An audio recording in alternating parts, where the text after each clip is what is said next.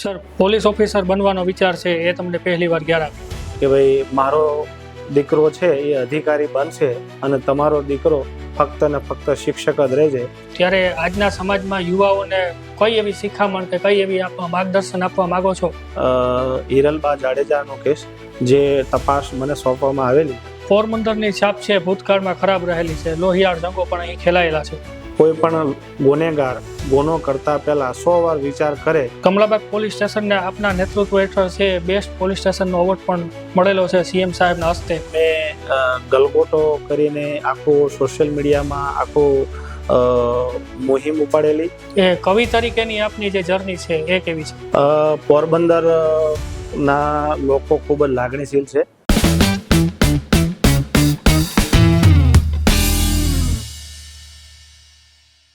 નમસ્કાર દર્શક મિત્રો, હું દીપેશ થાનકી સ્વાગત કરું છું આપનું ગુજકાસ્ટ પોડકાસ્ટ ચેનલ પર. આજે આપણી વચ્ચે એક એવા વ્યક્તિત્વ જોડાવાના છે જે એકમાત્ર પોલીસ અધિકારી જ નહીં પણ સમાજ માટે પણ પ્રેરણા સ્ત્રોત છે. આપણી વચ્ચે હાલ કમલાબાગ પોલીસ સ્ટેશનના PI Shri RC Kanmiya sir જોડાયેલા છે, જે લોકોમાં ખૂબ પ્રેમ ધરાવે છે, લાગણી ધરાવે છે અને હાલ તેમની જે બદલી છે એસીબી ખાતે થવા પામી છે. ત્યારે આપણા પોડકાસ્ટ પર એ મહેમાન બન્યા છે, તો આવો આપણે એમની સાથે ચર્ચા કરીએ અને તેમની વિશે થોડી વાત જાણીએ. સર, સ્વાગત છે તમારું અમારા પોડકાસ્ટ. Thank you. જ્યારે આપની આ એસીબી ખાતે બદલી થવા પામી છે ત્યારે લોકો તરફથી એક સાગર કહેવાય કે ઉમટી પડ્યો છે લાગણીઓ, તો એ વિશે આપ બે શબ્દ શું કહેવા માંગો છો? પોરબંદર ના લોકો ખૂબ જ લાગણીશીલ છે. અમે પોલીસ દ્વારા કરવામાં આવેલા જે કામો છે એ તમામ કામોને ખૂબ જ લાગણીથી વધાવી લઈ અને ખૂબ જ રાજીપો વ્યક્ત કર્યો છે અને જે અમને પ્રેમ મળે છે બદલ ખૂબ જ અમે એમના આભારી છીએ. સર, પોલીસ ઓફિસર બનવાનો વિચાર છે એ તમને પહેલી વાર ક્યારે આવ્યો? હું પોલીસ ઓફિસર બનતા પહેલા શિક્ષક તરીકે, ગવર્મેન્ટ શિક્ષક તરીકે ભાવનગર જિલ્લામાં ફરજ બજાવતો હતો. વેકેશનમાં ઘરે જવાનું થયું. ઘરે જતા અમારે મારા ફાધરના કુટુંબી, મારા પોતાના કુટુંબી વ્યક્તિએ એક મેણું મારેલું કે ભાઈ મારો દીકરો છે એ અધિકારી બનશે અને તમારો દીકરો ફક્ત ને ફક્ત શિક્ષક જ રહેશે. એ મેણું મારેલું. એ વખતે એક કિક વાગેલી અને એ કિકના ભાગરૂપે પછી તૈયારી કરી અને તૈયારીના અંતે પરિણામના ભાગરૂપે પ્રેરણા મળી અને પોલીસ ઓફિસર બનેલો. સર, આપનું બાળપણ છે એ ક્યાં વીત્યું હતું અને એ દિવસો કેવા હતા આપના માટે? મારું વતન છે એ ધોલેરા તાલુકાનું હેબતપુર ગામ છે. મારું મોટા ભાગનું બાળપણ હેબતપુર ગામમાં જ વીત્યું હતું. હાઈસ્કૂલ એજ્યુકેશન ભાવનગર માં લીધેલું અને ઉચ્ચતર હાઈસ્કૂલ અને કોલેજનું એજ્યુકેશન મેં ગાંધીનગર ખાતેથી લીધેલું. બીએડ પણ મેં ગાંધીનગરથી કરેલું. એટલે આમ જોવા જઈએ તો મારું મોટા ભાગનું જે બાળપણ છે એ મારા ગામ, મારા વતન હેબતપુર ગામમાં જ વીતેલું. પોલીસ અધિકારી બનતા પહેલા આપ શિક્ષક તરીકે પણ ફરજ બજાવી ચૂક્યા છો, તો અત્યારે કોઈ વિદ્યાર્થીઓ મળે છે કે કોઈ સાથીદારો મળે છે ત્યારે તમને પોલીસ અધિકારી તરીકે વધારે જુએ છે કે શિક્ષક તરીકે પ્રથમ તો વધારે જુએ છે? જ્યારે શિક્ષક તરીકે હતા અને એ દરમિયાન જે વિદ્યાર્થીઓ મારા હતા એ વિદ્યાર્થીઓ હાલ મળે છે, તો જે શિક્ષક તરીકે અને એક શિષ્ય તરીકેની લાગણીઓ જે હોય છે એ જ નાતો અત્યારે હોય છે. મારા વિદ્યાર્થીઓ અત્યારે મળે છે તો એ શિક્ષક અને શિક્ષકના વિદ્યાર્થી તરીકે જ અત્યારે મળતા હોય છે અને મને પણ એ જીવન જીવવામાં ખૂબ જ મજા આવે છે. અધિકારી તરીકે ત્યાં અમે નથી. સર, શિક્ષક તરીકેનો આપનો જે અનુભવ છે એ હાલ તમે જે પોલીસમાં ફરજ બજાવી રહ્યા છો તેમાં કંઈ ઉપયોગી સાબિત થાય છે ખરો? હા, ચોક્કસ થાય છે. શિક્ષક તરીકે તમે બાળકમાં કેટલું એનામાં શિક્ષણ આવ્યું છે, એનામાં એને દાખલો કે કોઈ લેસન સમજાયું છે કે નહીં, એ જે ઘડતર હોય છે એ ઘડતરનો ઉપયોગ હાલ પોલીસ ખાતા તરીકે પણ ખૂબ જ ઉપયોગ થાય છે. શિક્ષક તરીકે જો નાના બાળકો સાથે તમને એને પારખવામાં જે તાકાત હોય છે ને એ અત્યારે પોલીસ ખાતામાં પણ એનો ઉપયોગ થાય છે. દાખલા તરીકે કોઈ લોકો પોલીસ સ્ટેશન આવતા હોય છે તો જે ગુનેગારો હોય છે એને ગુનેગારની રીતે અમે ટ્રીટ કરતા હોઈએ છીએ, અને જે સજ્જન માણસો હોય છે કે જેને ખરેખર પોલીસની મદદની જરૂર હોય છે, તો એ સજ્જન માણસોને પણ એ સજ્જનતાથી વ્યવસ્થિત એને સાથે વર્તાવ કરી અને એને ખરેખર એને ન્યાય મળે છે કે નહીં ત્યાં સુધી એને અમે મદદરૂપ થતા હોઈએ છીએ. એટલે એક શિક્ષકનો મને મારો જે અનુભવ છે એનો અનુભવ મને પોલીસ ખાતામાં ખૂબ જ ઉપયોગી થયો છે. સર, આપ જ્યારે એક પોલીસ ઓફિસર છો ત્યારે આજના સમાજમાં યુવાઓને કઈ એવી શિખામણ કે કઈ એવી માર્ગદર્શન આપવા માંગો છો કે જે સમાજના યુવાઓ અપનાવે તો તેમનું જીવન છે બહેતર બની શકે છે? એક પોલીસ ઓફિસર તરીકે હાલ સાંપ્રત સમયની અંદર યુવાઓને મારે જો કોઈ સંદેશ આપવો હોય તો આ એઆઈનો જમાનો છે. એઆઈના જમાનાની અંદર તમામે સોશિયલ મીડિયાનો વિવેકપૂર્વક ઉપયોગ કરવો, કારણ કે એઆઈના જમાનાની અંદર અત્યારે ખૂબ જ ફ્રોડના કેસો બનતા હોય છે. એટલે જેટલો સોશિયલ મીડિયાનો તમે વિવેકપૂર્વક ઉપયોગ કરી અને આ સોશિયલ મીડિયાનો ઉપયોગ વિવેકપૂર્વક કર્યા બાદ એનો તમે જીવનમાં જે ઘડતરમાં ઉપયોગી હોય એવું જ તમે સોશિયલ મીડિયાનો ઉપયોગ કરો તો તમને જીવનમાં એ લાભદાયી નીવડે છે. અને વિવેકપૂર્વક ઉપયોગ ન કરો તો ક્યારેક તમને આફત પણ નોતરી આપે છે. સર, અમને છે જાણવા મળ્યું છે કે આપ શિક્ષકની સાથે સાથે કવિ પણ છો, આપ કવિનો જીવ છો, તો એ કવિ તરીકેની આપની જે જર્ની છે એ કેવી છે? શિક્ષક તરીકે હું જ્યારે હતો ત્યારે મને લખવાનો અને વાંચવાનો ખૂબ શોખ હતો. તો એ દરમિયાન મારા વિચારોને હું કવિતા રૂપે લખતો. એમ જતાં જતાં શિક્ષકમાંથી પોલીસ ખાતામાં આવ્યા, પણ એ શોખ હજી મેં જાગૃત રાખ્યો છે. ઘણીવાર તમે કામના ભારણથી કંટાળેલા હોય, ખૂબ જ તમને આમ કામથી તમે થાકેલા હોય, ત્યારે આ થાક દૂર કરવા માટે, તમારું ટેન્શન દૂર કરવા માટે આ શિક્ષક તરીકે જે કવિતા લખતો એ અત્યારે પણ કવિતા લખું છું. મારા દ્વારા લખાવેલી રચનાઓ લગભગ 30થી 35 જેટલી નામચીન જે જાણીતા ગાયકો છે ગુજરાતના, એમને પોતાના કંઠ આપી અને એને અમર બનાવી છે. એ હાલ પણ યુટ્યુબ ઉપર એ જોવા મળે છે. સર, તો એવી કઈ કવિતાની રચનાઓ છે જે તમને અત્યારે યાદ હોય અને અમારી સાથે શેર કરી શકો? મારું એક જીતેગા ઇન્ડિયા જે કોરોનામાં ફેમસ થયેલું, જે રાજભા ગઢવી દ્વારા ગાવામાં આવ્યું છે, એ પણ ખૂબ સરસ છે.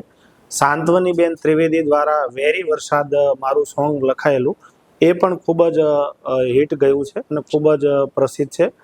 એના સિવાય ટી સિરીઝમાં કુળની દેવી કરીને છે, એ સોંગ બિરજુભાઈ બારોટ અને દેવભાઈ પગલીએ ગાયેલું એમના, એ પણ ખૂબ જ હિટ ગયેલું છે. એની સાથે મોરી માવરડી જે હેમંતભાઈ ચૌહાણે ગાયેલું છે, મોમે માનો આશરો એ પણ હેમંતભાઈ ચૌહાણે ગાયેલું છે. એના સિવાય વાલમિયા ઘેર આવો ને એ ચૌધરીબેન છે એમને ગાયેલું છે. ઠાકર નેહડે પધારો એ ગીત છે એ માયાબેન ભરવાડે દ્વારા ગવાયેલું છે. એમ ઘણી બધી રચનાઓ છે કે જે ગુજરાતના પ્રસિદ્ધ કલાકારો દ્વારા ગવાયેલ છે. સર, આજના સમયમાં કવિતા અને સાહિત્ય છે એ સમાજને શું શીખવી શકે છે? કવિતા અને સાહિત્યના મારફતે જો સારું સાહિત્ય હોય, સારી કવિતા હોય, એ સમાજને બદીઓ દૂર કરવામાં, સુધારો કરવામાં ખૂબ જ ઉપયોગી થતું હોય છે. એના માધ્યમથી માણસની માનસપટ ઉપર ખૂબ જ ગહેરી અસર થતી હોય છે અને એનાથી સુધારાલક્ષી અભિગમ કાયમ રહેતો હોય છે. એટલે સાહિત્ય, સારી કવિતાઓ આખું જીવન ધોરણ બદલવા માટે ખૂબ જ ઉપયોગી હોય છે. સર, આપણે જ્યારે કમલાબાગ પોલીસ સ્ટેશનમાં તમારી નિમણૂક પામ્યા ત્યારબાદની તમારી સારી કામગીરી કઈ કઈ છે અને પડકારજનક તમને લાગી હોય એવી કામગીરી કઈ કઈ છે? પોરબંદર જિલ્લામાં કમલાબાગ પીઆઈ તરીકે હાજર થયા એ દરમિયાન જો મારી સારી કામગીરી જો કોઈ કહેવા જાઉં તો લો એન્ડ ઓર્ડર ના કામગીરીમાં નવરાત્રિ અને જન્માષ્ટમીના તહેવારોમાં ખૂબ બનાવો બનતા હતા.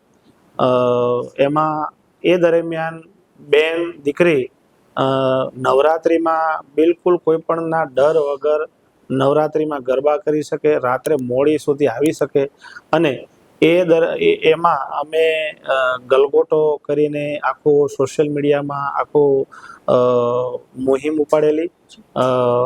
પોલીસની હાજરી સતત નવરાત્રી દરમિયાન રહે અને એમાં સતત 2 વર્ષે કોઈ પણ બનાવ નથી બનેલા.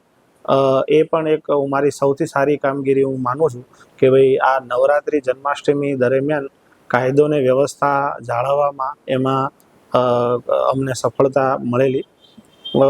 એના સિવાય તો બીજા ઘણા શરીર સંબંધી મિલકત સંબંધી ગુનાઓ જે છે એ ડિટેક્શનમાં પણ છે. એક કેસ છે હિરલબા જાડેજાનો કેસ, જે તપાસ મને સોંપવામાં આવેલી. એ તો તપાસ સોંપ્યા બાદ એક જ કેસમાંથી કુલ 4 ગુના સાયબર ફ્રોડના અન્ય પણ દાખલ થયેલા. આ કેસ પણ અમારા માટે સારો હતો. એના સિવાય તો બાકી સાગર ડબલુ મર્ડર કેસ છે, એ કેસની તપાસ પણ વ્યવસ્થિત કરી અને આરોપીઓને પકડવામાં આવેલા. એમ ઘણા બધા શરીર સંબંધી મિલકત સંબંધી ગુનાઓ જે બનવા પામેલા, એમાં અમારા ઉપરી અધિકારીના માર્ગદર્શન નીચે કામ કરી અને ખૂબ જ સારી એવી કામગીરી કરેલ છે. સર, કમલાબાગ પોલીસ સ્ટેશનમાં છે 100 જેટલા સ્ટાફ છે, 6 પીએસઆઈ છે, તો આટલા મોટી સંખ્યામાં જે સ્ટાફ હોવાના કારણે તેમને મેનેજ કરવામાં આપને કોઈ તકલીફ આવે છે કે આપ કમ્ફર્ટેબલ છો? કમલાબાગ પોલીસ સ્ટેશન જિલ્લાનું મુખ્ય પોલીસ સ્ટેશન છે. સિટી વિસ્તારનો લગભગ 60 થી 70% જેટલો area Kamlabagh police station cover કરે છે. કમલાબાગ પોલીસ સ્ટેશનની અંદર મારે 100 જેટલો સ્ટાફ છે. પોલીસ તરીકે મારું પોતાનું એવું થિંકિંગ છે કે ભાઈ પોલીસ તરીકે મારો આ પરિવાર છે. આ પોલીસ સ્ટેશનના વડા તરીકે એમની સાથે જેને જે કામ સોંપવામાં આવ્યું હોય એ કામ બિલકુલ તમામ મારા કમલાબાગના સ્ટાફે સમય મર્યાદામાં અને તરત જ કરેલ છે. ક્યારેય એવું નથી બન્યું કે કોઈ કામ ન થયું હોય. એક અધિકારી તરીકે તમારે એવા ગુણો હોવા જોઈએ કે તમારા જે પોલીસ સ્ટાફ છે એની દરેકને પોતાની કેપેસિટી મુજબ કામ સોંપણી થાય. ક્યારેક કોઈ કામ પરિપૂર્ણ ન થયું હોય તો એને શિક્ષાત્મક પગલાં લેવાના બદલે ખરેખર એને કયા કારણથી નથી થયું કામ, શું કામ લેટ થયું છે, એ જાણી અને એ ખામી દૂર કરવા એની સાથે પડખે ઊભા રહી અને એ મદદથી તમે કામ પૂરું કરાવો તો હું નથી માનતો કે કોઈ કામ બાકી રહે. તો આ મારી પદ્ધતિથી થિયરીથી હું આ પોલીસ સ્ટેશનમાં 2 વર્ષ કામ કર્યું છે. અમારું કોઈ પણ કામ પેન્ડિંગ પણ નથી રહ્યું, સમય મર્યાદામાં થયું છે. અને સાથે સાથે આખા પોલીસ સ્ટેશનના તમામ અધિકારી કર્મચારીઓનો એક ખૂબ જ સારો રેપો, એક પરિવારના ભાવના સાથેનો રેપો અહીં તમને જોવા મળશે. સર, કમલાબાગ પોલીસ સ્ટેશનને આપના નેતૃત્વ હેઠળ છે બેસ્ટ પોલીસ સ્ટેશનનો એવોર્ડ પણ મળેલો છે સીએમ સાહેબના હસ્તે, તો એ વિશે આપ શું કહેવા માંગો છો? કમલાબાગ પોલીસ સ્ટેશનની અંદર હાજર હું થયો 2024માં. અહીંયા વર્ગીકરણ કરી મારી કમલાબાગ પોલીસ સ્ટેશનના તમામ અધિકારી કર્મચારીઓના સહકારથી અમે ઝુંબેશ ઉપાડી. એમાં 2024માં સ્વસ્થાયી સેવા અંતર્ગત કમલાબાગ પોલીસ સ્ટેશનની લગભગ 17,000 જેટલી ફાઇલો અમે વર્ગીકરણ કરી અને નાશ કરવામાં આવેલી. જેમાં કમલાબાગ પોલીસ સ્ટેશનને માનનીય મુખ્યમંત્રી શ્રી ભૂપેન્દ્રભાઈ પટેલ નાઓના વરદ હસ્તે કમલાબાગ પોલીસ સ્ટેશનને બેસ્ટ પોલીસ સ્ટેશનનો એવોર્ડ મળેલો. 2025માં તમામ હેડમાં સારી કામગીરી બદલ માન્ય ડીજીપી શ્રી ગુજરાત રાજ્ય નાઓ દ્વારા કમલાબાગ પોલીસ સ્ટેશનને પ્રમાણપત્ર આપી અને નવાજવામાં આવેલું. આ 2 પ્રમાણપત્ર અમને સારા યોગ્ય જગ્યાએથી મળેલા છે. અને એમાં તમામ મારી કમલાબાગ પોલીસ સ્ટેશનના ટીમવર્ક સાથે બધાએ કરી અને એક સારી પોલીસ સ્ટેશન સ્વચ્છ અને સુંદર હોવું જોઈએ, સાથે સ્વચ્છતાવાળું હોવું જોઈએ, સાથે યોગ્ય વર્ગીકરણ કરેલું હોવું જોઈએ અને સાથે યોગ્ય ફાઇલિંગ થયેલું હોવું જોઈએ. એવા અમે પ્રયાસો કરેલા છે. સર, આમ તો દરેક વાર તહેવારે પોલીસ છે ખડે પગે હાજર હોતી હોય છે પ્રજા માટે, અને એ વાર તહેવાર નિમિત્તે છે પોલીસ અધિકારી પોતાના પરિવારને સમય નથી ફાળવી શકતા, તો ત્યારે તમે આ સિચ્યુએશન આવે ત્યારે કેવી રીતે મેનેજ કરો છો અને તમારી ફેમિલીનો સપોર્ટ તમને કેવો મળી રહે છે? વાર તહેવારો હોય ત્યારે પોલીસની જવાબદારી ખૂબ જ વધારે હોય છે. તમામ નાગરિકો જ્યારે શાંતિથી તહેવાર ઉજવે, કોઈ પણ ડર વગર ઉજવે, અને એમાંય આ તહેવારોની અંદર કોઈ પણ પ્રકારનો બનાવ ન બને એ માટે થઈને પોલીસ તેમના પૂરતા પ્રયત્નો કરતી હોય છે, બંદોબસ્ત જાળવતી હોય છે. અને આ બંદોબસ્ત જાળવવામાં પોલીસ છે એ તહેવારોમાં પોતાના ઘરે હાજરી આપી નથી શકતા. એમાં અમારા પરિવાર તરફથી અમને ખૂબ જ સહકાર મળતો હોય છે. હવે આટલા વર્ષો પછી હવે ઘરના ફેમિલી અમારાથી આ કામથી ટેવાઈ ગયા હોય છે. અને ખાસ એમનો પણ આ બાબતે હું ધન્યવાદ આપું છું, મારા ઘરના, મારા વાઈફ, મારા બાળકો, મારા માતા પિતા, કે ભાઈ આ જ્યારે પણ તહેવારોમાં અમારી હાજરી નથી હોતી તો એમાં અમારી સાથે, પોલીસ સાથે માથાકૂટ કરવાને બદલે, ઝઘડાઓ કરવાને બદલે અમને પોતાને સમજે છે, અમારી નોકરીને સમજે છે, અને સાથે સાથે અમારી ગેરહાજરી બાબતે નોંધ લેવાના બદલે એ પરિસ્થિતિ સમજી અને અમને સંપૂર્ણ સહકાર આપે છે. તો આજે એમનો પણ હું તમામનો ખૂબ ખૂબ આભાર માનું છું, મારા માતા પિતા તથા મારા ધર્મપત્ની અને મારા બાળકોને, કે ભાઈ આ અમારા નોકરીના કારણે એમને જીવનમાં ઘણી જગ્યાએ અમારી ગેરહાજરીનું ખોટ ચાલતી હોય છે. સર, આમ તો પોરબંદરની છાપ છે ભૂતકાળમાં ખરાબ રહેલી છે, લોહિયાળ જંગો પણ અહીં ખેલાયેલા છે. તો આજે આપના અધિકારી તરીકે પોરબંદરને કેવી રીતે જુઓ છો અને આવનારું ભવિષ્ય પોરબંદરનું કેવી રીતે જુઓ છો? શું તમને એવું લાગે છે કે હાલની તકે પોરબંદરમાં આવી કોઈ પરિસ્થિતિ છે? પોરબંદર જિલ્લામાં જિલ્લા પોલીસ અધિક્ષક શ્રી ભગીરથસિંહ જાડેજા સાહેબના નેતૃત્વ નીચે, એમના આગેવાની નીચે, એમના માર્ગદર્શન નીચે સમગ્ર જિલ્લાની પોલીસ અત્યારે કામ કરે છે. હાલ તમે જોશો તો છેલ્લા 3 વર્ષથી ગુનાખોરીમાં સતત ઘટાડો તમને જોવા મળશે. એનું કારણ જિલ્લા પોલીસ અધિક્ષક અને આખી ટીમને શ્રેય જાય છે. ગુનો કરતા આજની પરિસ્થિતિની અંદર પોરબંદરમાં ગુનેગારોમાં ખરેખર ડર છે, અને જે આમ જનતા છે એનામાં ખૂબ જ લાગણી સાથે પોલીસ પ્રત્યે પ્રેમ છે. એનું કારણ એ છે કે માન્ય એસપી સાહેબ દ્વારા શરૂઆતથી જ પોતાનું કડક વલણ, ગુનેગારો ઉપર ગુસ્સીટોક જેવા ગુનાઓ દાખલ કરી અને એમને સજા કરાવી, ગુનેગારો સાથે ગુનેગારીનું પ્રકારેનું વર્તન કરવું, અને સજ્જન માણસો સાથે સજ્જનતાભર્યું વર્તન કરવું, આ સાહેબનો અભિગમના કારણે અને ગુનાઓ જે ગુનેગારો પર દાખલ કરવામાં આવ્યા છે એના લીધે બિલકુલ અત્યારે પોરબંદરની અંદર શાંતિભર્યું વાતાવરણ છે. ક્યાંય 3 વર્ષમાં મને એવું જોવા નથી મળ્યું. ભૂતકાળની જે પોરબંદરની જે કોઈ છાપ હોય, પણ અત્યારે ખરેખર પોરબંદરની અંદર ખૂબ જ સારી વાતાવરણ છે. કોઈ પણ ગુનેગાર ગુનો કરતા પહેલા 100 વાર વિચાર કરે એવું વાતાવરણ હાલ તમને પોરબંદરમાં જોવા મળશે. સર, પોરબંદરની અંદર ગુનાખોરીને ડામવા માટે આપને રાજકીય સાથ સહકાર પણ કેવો મળ્યો છે? આ ખૂબ જ જણાવતો મને આનંદ થશે કે ભાઈ ગુનાખોરી રોકવામાં રાજકીય પણ ખૂબ જ અમને સહકાર મળેલ છે. જ્યારે કોઈ ગુનેગાર ગુનો કરી અને ભાગતો ફરતો હોય અથવા ગુનો કર્યો હોય તો એવા સંજોગોની અંદર જો પોલીસના હાથ બાંધી દેવામાં આવે અને પોલીસને ખોટું પ્રેશર કરવામાં આવે તો આ ગુનેગારો બીજા ફરીથી ગુના કરતા હોય છે. આ પોરબંદરની અંદર રાજકીય તમામ આગેવાનો દ્વારા પોલીસને છૂટ આપવામાં આવી છે, અને પોલીસને સ્પષ્ટ સૂચના પણ આપવામાં આવી છે કે ભાઈ પોરબંદરની અંદર કોઈ પણ ગુનેગારો ગુનો ન કરે. એ બાબતે તમારે સખતમાં સખત પગલાં લેવાના થાય તો તમામ સખતમાં સખત પગલાં લેવા. એટલે પોલીસને રાજકીય પણ કોઈ પણ પ્રકારનું દબાણ બિનજરૂરી નથી આવતું, અને પોલીસ પોતાની રીતે મુક્તપણે ગુનેગારો ઉપર કડક કાર્યવાહી કરી શકે છે. એ ચોક્કસપણે એમનો ખૂબ જ રાજકીય તમામ MP સાહેબ, MLA સાહેબ તમામનો ખૂબ જ સહકાર છે. 3 વર્ષ દરમિયાન પોરબંદરના અહીંયા 3 વર્ષથી પોરબંદર ખાતે હું ફરજ બજાવું છું. આ ફરજ દરમિયાન 3 વર્ષ સુધી પોરબંદર વાસીઓનો મને ખૂબ જ પ્રેમ અને ખૂબ જ હૂંફની લાગણીનો અનુભવ થયેલો છે.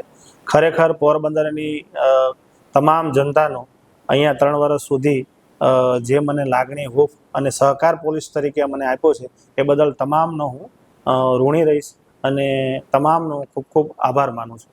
સર, આપના બિઝી શેડ્યુલમાંથી અમને સમય ફાળવી અને અમારા ઇન્ટરવ્યુમાં પધાર્યા તે બદલ આપનો ખૂબ ખૂબ આભાર. તો તમને આ પોડકાસ્ટ કેવો લાગ્યો એ કમેન્ટ કરી અને ચોક્કસથી જણાવજો. અમારી ચેનલને આજે જ સબસ્ક્રાઇબ કરો, લાઇક કરો અને શેર કરો.